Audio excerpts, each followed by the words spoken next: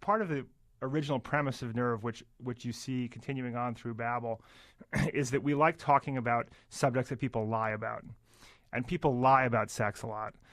And it's a little bit of the sort of conversational mad scientist impulse to, when there's a subject that makes people shift in their seats and get uncomfortable, you kind of want to dig into that a little bit. So we know people lie about sex. No news there. People lie about parenting?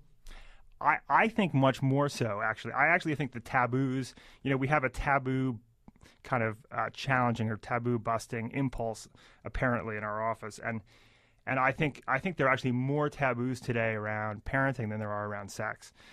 Partly because taboos around sex have subsided a lot in the last decade. We may have made a very small contribution to that, but the other part of it is that when you think about it, and I did not realize this before having children, but there are a whole range of things that you simply cannot say as a parent. You can't say, I wanted a girl and I got a boy.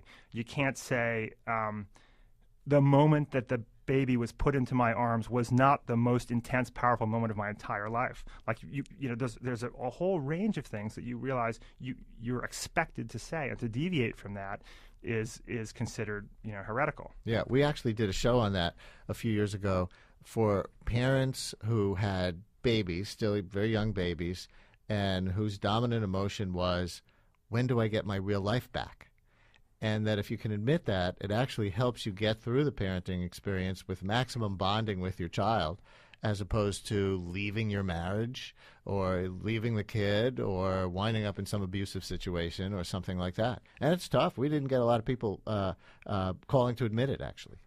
Yeah, I think that there's this mythology that the experience of having children is, and it's a mythology you see in all the other parenting magazines, I think, is all about son streaming through the kitchen window and baking cookies with mom, and that's what parenting is. And I had some of these expectations myself going in. It's just going to be this kind of lovely, by the fire kind of heartwarming experience. And in fact, it's more like trekking through Nepal. I mean, it's a great experience. It's a powerful experience. It's an intense experience, but it turns out to be really hard, and it also turns out to be really funny. And it's the way we think of it is, there are a number of intense experiences in life. And when you've run out of all the others, you've done the bungee jumping and the world traveling and whatever. This is sort of the next powerful human experience, and that's how we address it on Babble.com. Whereas I think most other magazines and websites, talk about it as if it's an interior decorating opportunity. And I love our listeners because they'll fill up our call board to talk about prosecuting the Bush administration, and then they'll fill up our call board to talk about literate smut and admitting you're a bad parent. Nicole in Scarsdale, you're on WNYC with Rufus Griscom. Hello.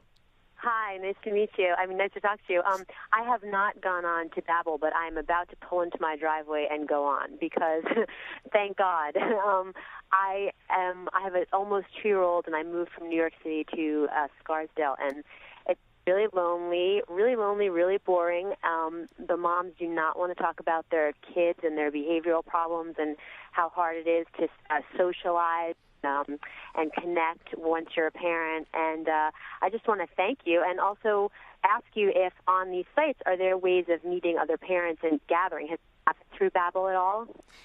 Absolutely, yeah. We have a section called the Babble Playground, which is it's like a social networking environment where families put up photos and share stories, and so that's a big part of it.